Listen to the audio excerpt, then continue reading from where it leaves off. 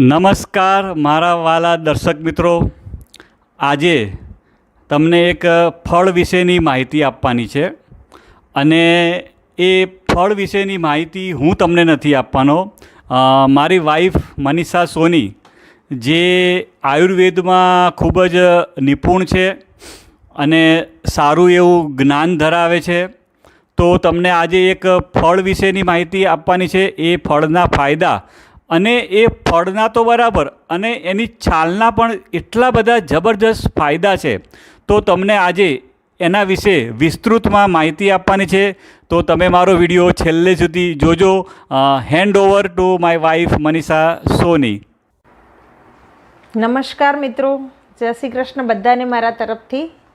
આજે હું જણાવવા જઈ રહી છું એક ફળ વિશે.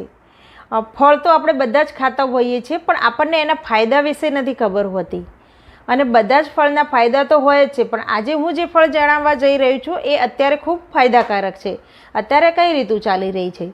અત્યારે દિવસે ગરમી પડે છે. આમ તો કહેવાય શિયાળો દિવાળી પછી, પણ શિયાળાની અસર લાગતી નથી.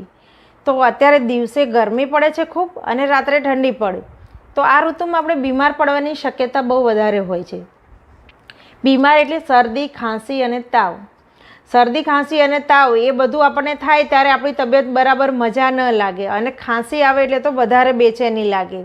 વારે વારે ખાંસી, સૂકી ખાંસી જ્યારે આવે ને ત્યારે મજા ના આવે. ગમે ત્યાં બેઠા હોય અને ખાંસી ચાલુ થાય તો બંધ ન થાય જલ્દી.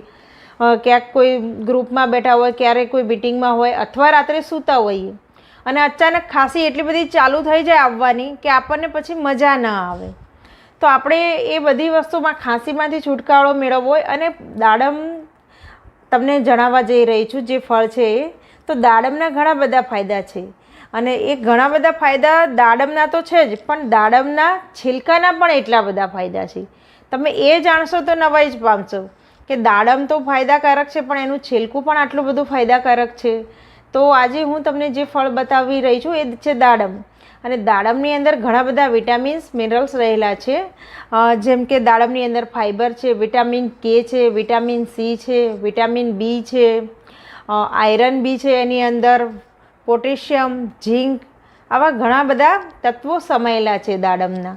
દાડમ આપણે ખાઈએ છીએ ક્યારેક ક્યારેક ઋતુ પ્રમાણે, પણ એના ફાયદા જો તમને ખબર હોય તો તમે એ તમારી કોઈ પણ તકલીફ હોય છે એને તમે ધ્યાન દોરી અને વ્યવસ્થિત જો ઉપયોગ કરો તો એ તમને ઘણી બધી રાહત આપે છે.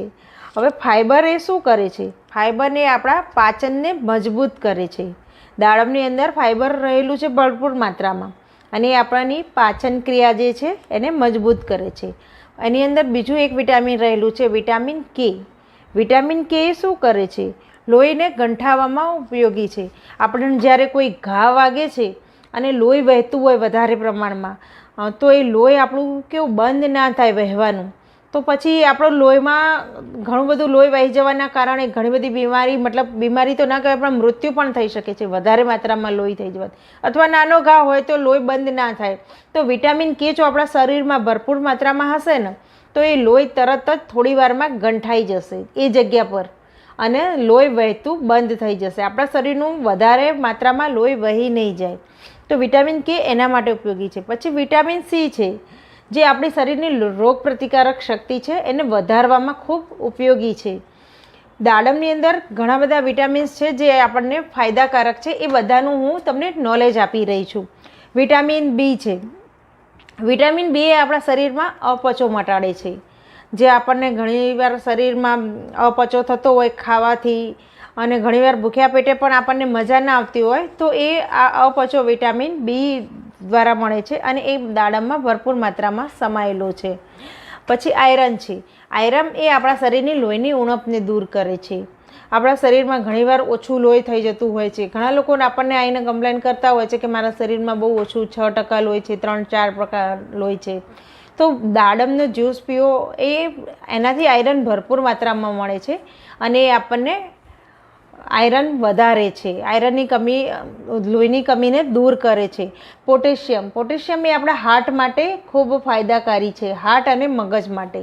તો દાડમમાં પોટેશિયમ પણ ખૂબ એવી માત્રામાં સમાયેલું છે. ઝીંક. ઝીંક એ શરદી અને ખાંસીમાં ઉપયોગી છે. આપણા શરીરમાં જ્યારે આપણે શરદી અને ખાંસી થાય છે ત્યારે આપણા શરીરમાં જો ઝીંકની કમી હોય ને તો એ શરદી વારે વારે થાય છે. અને એ મટતી નથી. ખાંસી બી થાય તો જલ્દી મટે ના, અને ખાંસી પણ કેવી સૂકી ખાંસી. તો દાડમ એની અંદર ભરપૂર માત્રામાં, સૌથી વધારે માત્રામાં ઝીંક સમાયેલું છે, અને એ ઝીંક આપણા શરીરમાં શરદી ખાંસીમાં રાહત અપાવે છે. આટલા બધા વિટામિન અને મિનરલ્સ તો સમાયેલા છે. હવે ઘણા બધા જગ્યાએ ઘણી બીમારીઓમાં અલગ અલગ રૂપે કામ કરતું હોય છે.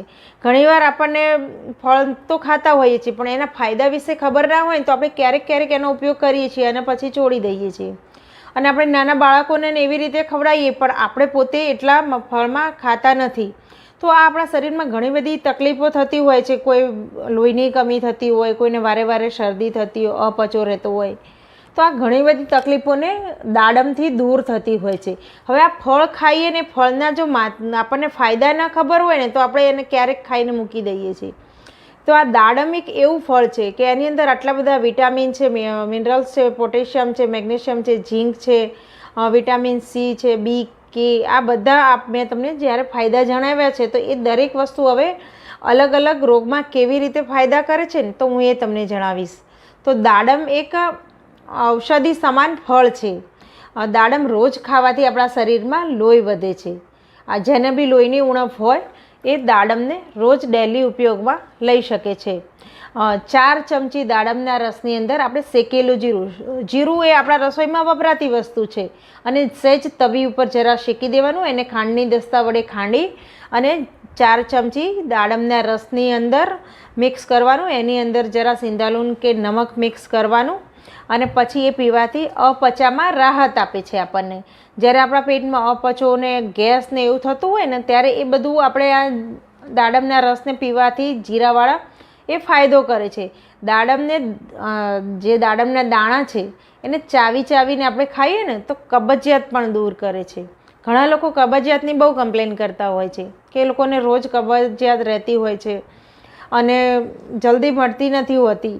તો આ કબજિયાતના અંદર પણ દાડમમાં ફાઇબર રહેલું છે, અને એ ફાઇબર આપણા આંતરડાની તકલીફને દૂર કરે છે. અને આંતરડાની તકલીફ એટલે કે કબજિયાત. તો દાડમના દાણાને ખૂબ જ ચાવીને ખાશો ને, તો તમને એ તકલીફ પણ દૂર થઈ જશે. પછી ઘણા લોકોને ભૂખ ઓછી લાગે, બાળકોને ભૂખ ઓછી લાગે, તો આપણે એ વખતે દાડમનો ઉપયોગ કરવાનો, અને દાડમના દાણા જે છે એને ચૂસી અને ખાઓ, તો એનાથી જેને ભૂખ ઓછી લાગતી હશે ને, તો ભૂખ વધારે એવી લાગશે. બાળકોને વધારે જરૂર હોય આપણા મોટા કરતાં, કારણ કે બાળકો ઘણીવાર રમીને આવે પણ તો એ ખાવામાં બેચેની બતાવતા હોય છે. દાડમના દાણાને, જે દાડમનું છિલકું છે, એનાથી ખાંસી મટે છે. આપણને ખાંસી થાય છે ને, ત્યારે આપણે કેટલી બધી દવાઓ લઈએ, બધું કરીએ, પણ ત્યારે જલ્દી રાહત નથી લાગતી. તો સૂકી ખાંસી જ્યારે થાય છે ને, ત્યારે દાડમના જે છિલકું છે, અને છિલકું પણ કેવું, વાસી નથી લેવાનું, તાજું છિલકું, તાજા છિલકાનો નાનો એવો ટુકડો કરવાનો, અને એ ટુકડો મોઢામાં આખો દિવસ ચૂસવાનો, ખાઈ નથી જવાનો. એ ટુકડો આખો દિવસ ચૂસવાનો સવારથી સાંજ સુધી. તો તમને બને ત્યાં સુધી તો એક જ દિવસમાં ખાંસી મટી જશે, પણ કદાચ વધારે ખાંસી થઈ હોય તો 2 દિવસ પણ મોઢામાં રાખો.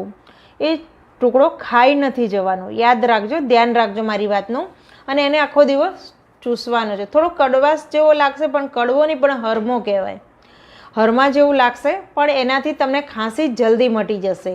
અને જો થોડી એવી ખાંસી સૂકી હશે તો કદાચ 1 દિવસમાં પણ મટી જશે, અને રાહત તો થઈ જ જશે. પછી દાડમ એ આપણે પેટની બળતરા, આપણને ઘણીવાર એસિડિટી, ઘણા લોકોને રોજ માટે એસિડિટી રહેતી હોય, દવાઓ વધારે લેતા હોય, મોટા લોકો હોય, ઉંમરવાળા, એ લોકોને એસિડિટી બહુ રહેતી હોય છે. તો એ લોકો છે ને, એ દાડમના રસને શું કહેવાય, કાઢી અને એની અંદર સહેજ નમક અથવા સિંધાલુન પાવડર મિક્સ કરી અને એને પીસે ને, તો પેટની બળતરા અને એસિડિટી મટી જશે. દાડમની છાલને પાણીમાં અને ઉકાળી અને એને પીવાથી, જો બાળકો હોય ને આપણા, એને કરમિયા બહુ પડતા હોય છે, તો એ દાડમની જે છાલ છે ને, એને પાણીમાં ઉકાળી દેવાની, અને પછી એનું પાણી અડધાથી બી ઓછું રહે, 4-5 ચમચી જેટલું, તો એની અંદર સહેજ નમક અથવા સંચળ પાવડર મિક્સ કરી અને બાળકોને પીવડાવી દો, તો કરમિયા, પેટના કીડા જે પડે છે ને, એ પણ જતા રહેશે. અને આવું 2-3 વાર ઉપયોગ કરશો તો કદાચ બિલકુલ ઓછા થઈ જશે, જતા રહેશે. તો આ કેટલા બધા ફાયદા છે દાડમના. તાવ જ્યારે આપણને આવે છે ને ત્યારે તરસ ખૂબ લાગતી હોય છે, શરદી થાય ને તો પણ તરસ ખૂબ લાગે છે અને વારે વારે પાણી પીવું પડે છે. આપણી તરસ छिपाતી નથી. તરસ બહુ લાગે એટલે આપણી એક તો તબિયત સારી ના હોય અને ઉપરથી પાણી પીએ એટલે વારે વારે વોશરૂમ જવું પડે, તો એ આપણને મજા ના આવે. તો દાડમ જ્યારે આપણે તાવને આવું પાણી પીવાની તરસ છીપતી ના હોય તો દાડમનો જે દાણા છે ને એનો રસ કાઢી અને એને પીવાથી આપણી તરસ છીપાઈ જશે. જ્યારે તાવ અને આવું શરદી થઈ હોય ને ત્યારે, અને ખાંસી પણ નહીં થવા દે જો દાડમનો રસ આવી રીતે પીશો તો. દાડમની છાલ જે છે ને એ બીજા ખાંસી તો મટાડે જ છે પણ બીજા અમુક કામ કરે છે. જ્યારે ઘણા લોકોને આપણે જોતા હોય છે કે દાંત પીળા પડી જવા, દાંતની કોઈ તકલીફ થવી, દાંતમાંથી વાસ આવવી, આવી તકલીફ પણ હોય છે. તો દાડમના જે છિલકા છે ને એને સહેજ સૂકવી કાઢવાના, સુકાઈ જાય છાંયડામાં જ સૂકવવાના, તડકે નહીં સૂકવવાના, કારણ કે એના વિટામિન મિનરલ્સની માત્રા સચવાઈ રહે. તડકામાં એ બધા નાશ પામતા હોય છે. તો એ દાડમના છિલકાનો પાવડર કરી દેવાનો સુકાયા પછી, અને એ પાવડર દાંતે ઘસવાનો. એ પાવડર દાંતે ઘસવાથી દાંત ચમકીલા થશે અને તમને આમ એની સ્મેલ ને એ બધું જતું રહેશે. તો દાંતની તકલીફમાં પણ દાડમના છિલકા બહુ ઉપયોગી છે. તો કોઈની હથેળી, હાથ પગની બળતરા હોય, આપણને ઘણીવાર ઘણા લોકોને ઉંમરવાળા હોય એમને બી સાંભળીએ, નાના હોય ને એ લોકોને પણ સાંભળતા હોઈએ છીએ કે હાથ બળતા હોય, તળિયા બળતા હોય, બહુ આપણને બળતરા સહન ન થતી હોય, તો આપણે જે દાડમના પત્તા છે ને એ પત્તાને ખાંડની દસ્તા વડે કૂટી કાઢવાના અથવા મિક્સરમાં પીસી કાઢવાના, અને એ પીસી અને એના પત્તા હાથમાં લેપ કરી દેવાનું, અને એ લેપને થોડીક વાર માટે રહેવા દેવાનું 20-25 મિનિટ સુધી, અને પછી એને ઠંડા પાણી વડે ધોઈ કાઢો અથવા પછી એને લૂછીને લઈ લો કપડાથી. તો એ જો હાથ પગ અને પગના તળિયા જે બળતરા છે ને એ પણ મટી જશે. કારણ કે ઘણા લોકોને આપણે સાંભળતા હોઈએ છીએ પગના તળિયા બહુ બળે, કામ જેને આખો દિવસ પતતું હોય અથવા તબિયત ના સારી હોય, દવાઓ કંઈ ખાતા હોય, તો એ લોકોને પગના તળિયાની બળતરા નહીં હોય તો એના દાડમના પત્તા. તો દાડમ એક એવું ફળ છે કે એના રસ, એના દાણા, એનું છિલકું અને એના પત્તા આ બધું જ આપણને ઉપયોગી થાય છે. તો જ્યારે કોઈને પણ આવી તકલીફ હોય તો દાડમનો ભરપૂર માત્રામાં ઉપયોગ કરો. દાડમ અત્યારે પુષ્કળ માત્રામાં મળી રહે છે, અત્યારે એની સિઝન છે અને સિઝન સિવાય પણ દાડમ આપણને મળતું હોય છે. તો આવી કોઈ તકલીફ જ્યારે આપણને કોઈ લાગતી હોય તો સિઝન સિવાય પણ આપણે દવાઓમાં પૈસા ખર્ચવા એના કરતાં આ દેશી ઔષધિઓ જે કહેવાય છે કે આપણા ફળ ફળાદીથી આપણને તકલીફ દૂર થતી હોય એ કરી શકીએ છીએ. તો મારો વિડીયો સારો લાગ્યો હોય તો બીજા મિત્રોને પણ લાઈક, શેર કરી અને ગ્રુપમાં મોકલશો. જય શ્રી કૃષ્ણ બધાને.